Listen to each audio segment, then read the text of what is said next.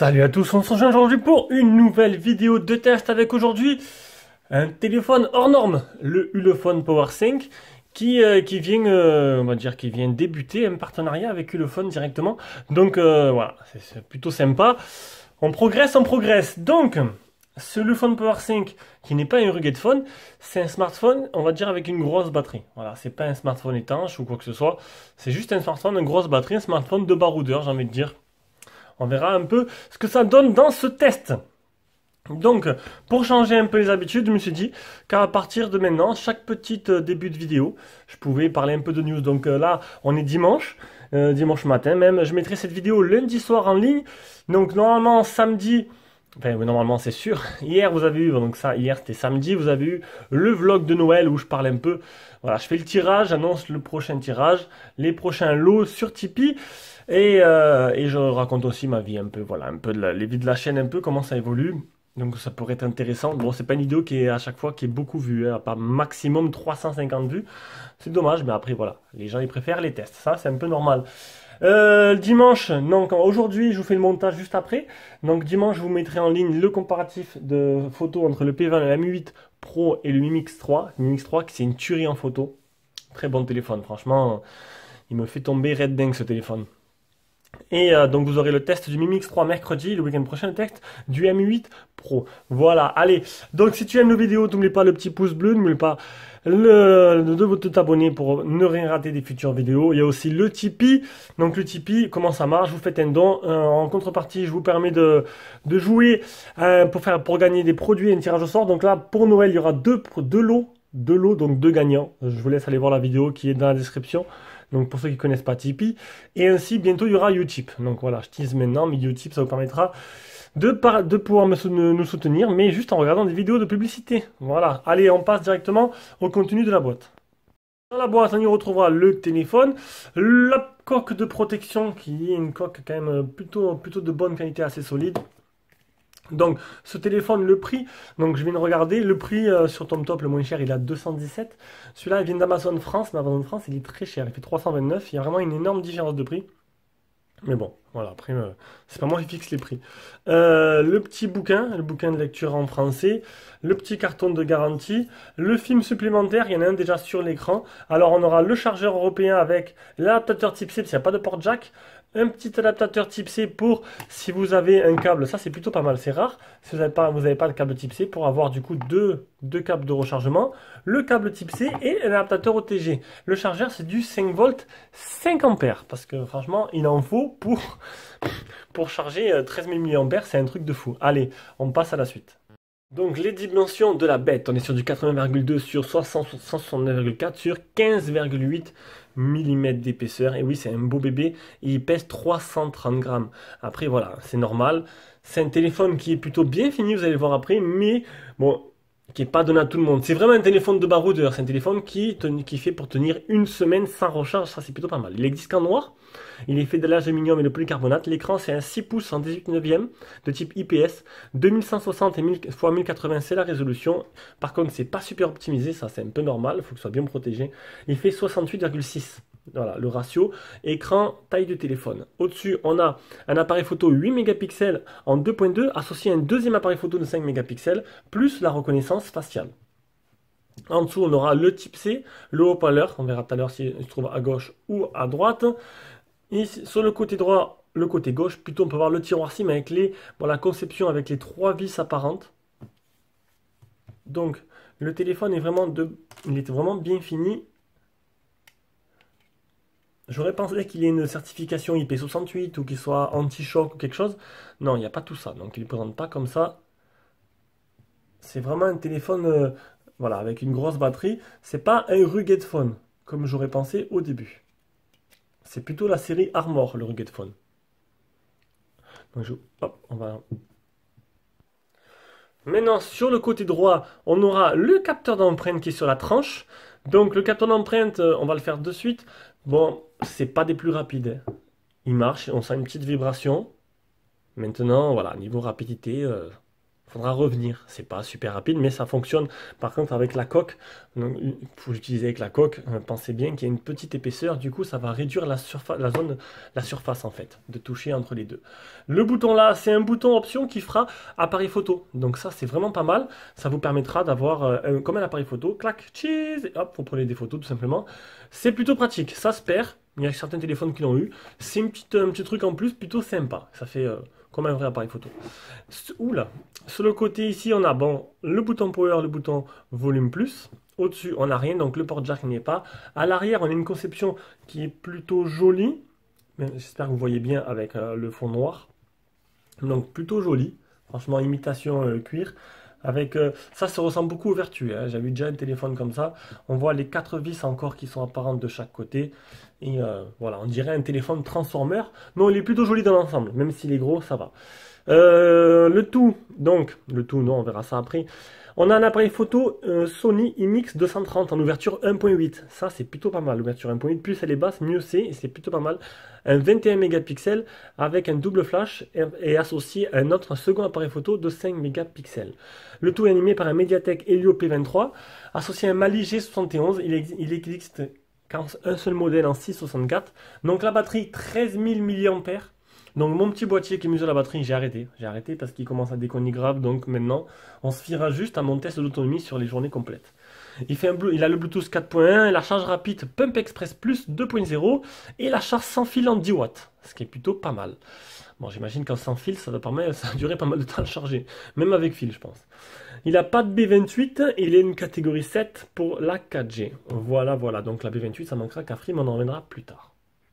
Vite fait à l'écran. Donc l'écran, je vous l'ai dit, c'est du type IPS en 6 pouces en 18 neuvième de 2160 x 1080 et 68,6%, c'est la surface totale de l'écran par rapport à la surface totale du téléphone. L'écran, c'est un 10 touches. On le verra juste après dans les captures d'écran. Donc niveau réactivité, ça marche très bien. Voilà, niveau réactivité, utilisation et tout, c'est agréable. Il y a un film qui est posé d'origine sur l'écran. Il n'est pas précisé s'il y a une protection supplémentaire contre les chocs ou les rayures, comme un Gorilla Glass. Non, c'est pas précisé. Donc voilà, donc l'écran, rien à dire. Il réagit bien, il fonctionne bien, il est agréable au toucher, il n'y a pas de ralentissement là-dessus. C'est bon, on passe directement à la partie logicielle. Logiciel, on y retrouve la surcouche actuelle qu'on y retrouve sur tous les téléphones chinois du moment. C'est plutôt sympa, ils se sont tous accordés. Il n'y en a plus aucun, mis à part, attends, quoi que je dis une bêtise, dernièrement j'en ai fait un. Bon, il y en a, c'est rare maintenant qu'il y ait une marque de Shenzhen qui nous fait leur petite surcouche à eux, ils ont laissé tomber. Voilà, parce que celui-là, la surcouche utilisée marche très bien. Donc ce côté-là, vous avez le volet de notification avec les infos que vous regardez un peu sur Internet. Il vous analyse en gros. Donc c'est super fluide, ça tourne très bien. Le P23 marche très bien là-dessus, il n'y a pas de problème. C'est du milieu de gamme, hein, c'est pas non plus énorme. Les petites volets de notification, il n'y a rien de plus, lampe de poche, localisation, on peut enregistrer l'écran et il y a Ace Protection qui permet de vous reposer les yeux le soir. On va maintenant aller voir directement la suite avec les captures d'écran. Ça, on va aller voir à propos du téléphone, niveau des mises à jour, j'en ai une il n'y a pas longtemps. La dernière mise à jour date, donc dès que je l'ai eu, j'ai une mise à jour du 12 octobre 2018. Donc c'est assez récent, c'est il y a 1 mois et demi. Donc ça veut dire que le téléphone serait quand même un peu suivi. Modèle Power 5, Android 8.1.0, dernière mise à jour de corrective sécurité 5 juin 2008. Allez, on va directement passer aux captures d'écran. Donc là, c'est bien la mise à jour que j'ai eu il n'y a pas longtemps. Les Geekbench, alors là, le Geekbench, le Geekbench batterie, il explose tout à 18 593, 82 392. Ah non, j'ai dit une bêtise, c'est un peu plus que mes espérances. Ce qui est plutôt un bon score dans on va dire, le haut de gamme de ce que fait Mediatek, même s'il y a des puces un peu plus puissantes. Niveau chauffe, et ça c'est plutôt pas mal pour un gros téléphone, grosse batterie, 28 degrés. 28 degrés, c'est-à-dire que franchement la dissipation de la chaleur est bien faite et Ulefone a bien fait le travail là-dessus. Le téléphone ne chauffera pas, alors que franchement j'aurais pensé qu'il aurait pu quand même. 10 touches pour l'écran, le GPS marche très bien, 14 fixé sur 23, 2 mètres de marge. Le PC marque 4759. Alors là, les capteurs qui sont intégrés au téléphone. Donc vous tournez le téléphone, ça coupe la batterie. 3 points pour faire une capture d'écran, 3 points pour entrer dans la caméra, 2 points pour ajuster le volume, double tap pour locker l'écran, pour le mettre en mode veille. Donc ça marche avec le capteur proximité, launcher, caméra, music player, ça permet de changer les chansons, etc. etc. Le SD Bench, vitesse d'écriture et de lecture de la RAM et de la mémoire interne. Donc il est certifié L3, donc ça veut dire que Molotov et toutes les applications comme Molotov, Amazon, Netflix ne seront pas en HD. Le Geekbench, le deuxième Geekbench, MyCanal, donc ça marche très bien, pas de HD par contre. L'anti-malware qui est propre, aucun malware trouvé, donc Netflix aussi. Et on en arrive au test de batterie. Donc le test de batterie, donc j'ai fait un truc un peu différent que d'habitude. Première journée, utilisé 13% en 14 heures, 3h12 au téléphone, 21 minutes d'appel. Vous imaginez, c'est la première fois que je vois ça. 13% en 14 heures. Deuxième jour, utilisé 11% en 14 heures, c'est encore moins. Bon, j'ai un peu moins utilisé 2h02 et 9 minutes d'appel. Et après, en fait, j'ai pas éteint le téléphone entre les deux. Donc, au bout de 2 jours, voilà, donc, parce que je l'ai éteint la nuit. Voilà, éteint ou mis en mode avion, de toute façon, j'aurais eu 1% ou 2 de différence. Donc, je l'ai éteint la nuit, je l'ai rallumé le matin. J'ai fait 2 jours complets. À la fin des 2 jours, il me restait, j'avais utilisé que 25%. C'est qui est assez énorme. C'est un téléphone qui va vous faire 6 jours complets. C'est quand même quelque chose d'assez exceptionnel. Je pense que vous pouvez arriver la semaine tranquille. Franchement là, bravo. Bon, après, quelques concessions à faire là-dessus, ça c'est sûr. On va maintenant aller voir les capteurs du téléphone un peu plus en profondeur. Donc il a l'accéléromètre, le gyroscope, le champ magnétique, la boussole, le capteur de lumière capteur proximité, ainsi que la reconnaissance faciale. Alors est-ce que je suis assez haut? Voilà, donc il me reconnaît, vous avez vu. Donc le capteur d'empreinte il est là, je ne le touche pas. Voilà. Reconnaissance faciale qui n'est pas des plus rapides, mais qui sera peut-être plus utile que le capteur d'empreinte qui est placé vachement bas en fait. Il aurait été là, ça aurait été un peu plus naturel.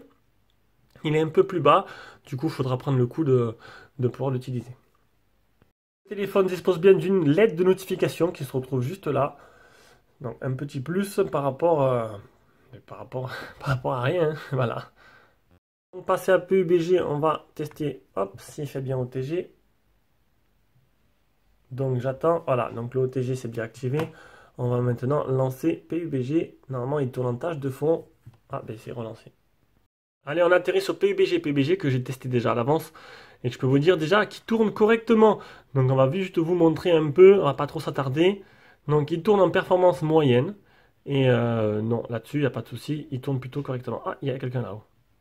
On va essayer de le défoncer à coups de poing. Hop, hop. J'incite pas la violence, hein. Mais, si je pouvais en buter un, où t'es? Où t'es? Où t'es? Oh, oh, là, il m'a fait un... Il se prend pour un ninja, quoi.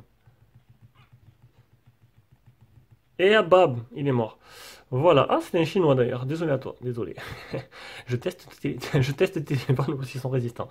Allez, on passe à la suite.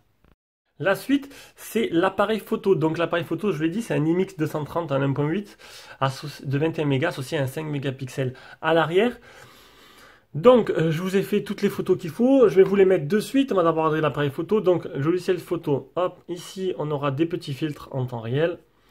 Alors vidéo, photo, face beauty, blur, mono, panorama et mode pro. On va revenir en photo. Clac. En photo, donc, je suis en 16 neuvième. Taille de l'image, maximum. Donc, je suis sur du du 21 mégapixels en 16 neuvième.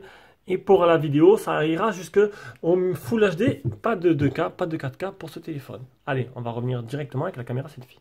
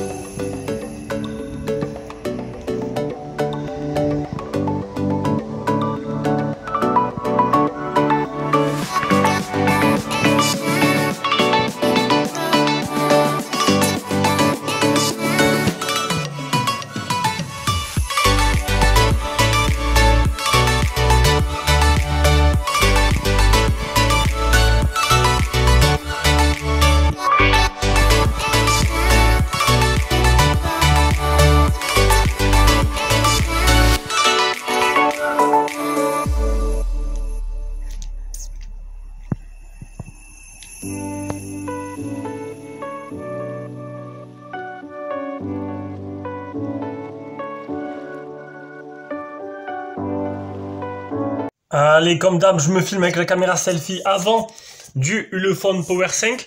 Donc, je trouve que la qualité est plutôt acceptable. Même de nuit, c'est plutôt correct. Vous avez vu la photo de nuit dans mon allée. Comme à chaque fois, je fais la même. On voit bien les détails. Je trouve que ça va. C'est plutôt correct. Enfin, sur le téléphone déjà. La vidéo de nuit, quand il y a de la bonne lumière, c'est plutôt correct aussi. Je pense que pour une fois, voilà, je trouve que Ulefone a fait... Enfin, pour une fois, ça veut pas dire que les autres fois, c'était pourri. Mais... avec les téléphones chinois, c'est jamais extraordinaire. Là, je pense qu'ils ont fait un petit effort pour optimiser bien ça. Le flash marche bien dans la salle de bain, même s'il aurait manqué un peu de puissance. J'aurais aimé qu'il y aurait un peu plus de puissance, mais sinon, c'est plutôt correct dans l'ensemble. C'est pas extraordinaire, ça m'a pas bluffé, mais on va dire que le travail est là. Allez, on passe à la suite. La suite, c'est la partie son. On va écouter un peu le haut-parleur et voir ce que donne cet amplificateur audio.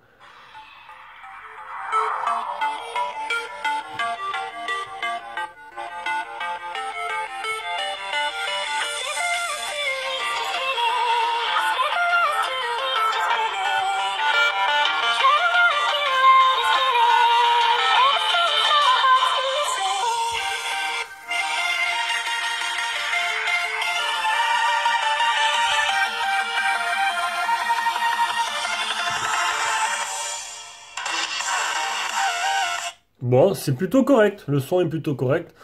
Là-dessus, j'ai trop rien à dire. Et le son en communication aussi marche plutôt correctement là-dessus aussi. Donc, on va passer directement à la dernière partie de ce test. Donc, c'est les bandes 4G. Il ne manque que la B28. La B28 qui est chère à Free. Et c'est de la 4G de catégorie 7. Donc, il y a toutes les autres bandes. Donc, à part Free où il manque la B28, le reste, ça va aller nickel. On arrive à la conclusion de ce téléphone. Donc ce téléphone, il est un peu spécial parce qu'il n'est pas pour tout le monde. C'est un téléphone pour les baroudeurs. Les baroudeurs qui partent en pleine nature pendant une semaine et qui n'ont rien pour recharger leur téléphone. Et donc ce sera un téléphone que je pourrais leur recommander. Maintenant, c'est sûr que je ne devrais pas le faire, mais je trouve le prix affiché sur Amazon France légèrement, largement surestimé. Quand on peut voir que de Chine, vous pouvez l'avoir à 217 €, le mettre à 329, ça fait vraiment beaucoup d'écart. Alors qu'il devrait avoir juste une petite TVA à 20% et encore, on arrive à avoir les mêmes prix par moment. C'est dommage, c'est dommage. Mais sinon, on va parler du téléphone lui-même. Et je pense qu'il réalise il réalise l'objectif qu'on lui demandait. Donc tenir une semaine, faire des photos plutôt correctes. Surtout le petit ajout de l'appareil de bouton photo, ça fait le petit plus. Voilà, j'ai l'impression d'avoir vraiment un appareil photo dans le même si la qualité n'est pas non plus extraordinaire, elle fera le travail. La batterie, c'est le principal, c'est sur ce quoi joue le téléphone. Les 13 mAh durent bien 6 jours, ce qui est plutôt pas mal. Et non, ça va. Un téléphone plutôt joli, plutôt correct, que je pourrais conseiller à tous les baroudeurs dans l'âme qui partent dans la nature comme ça, ou dans l'étranger, ça pourrait être sympa. Allez, je vous fais de gros bisous, on se rejoint pour une prochaine vidéo qui sera le Mi Mix 3 et ce sera mercredi.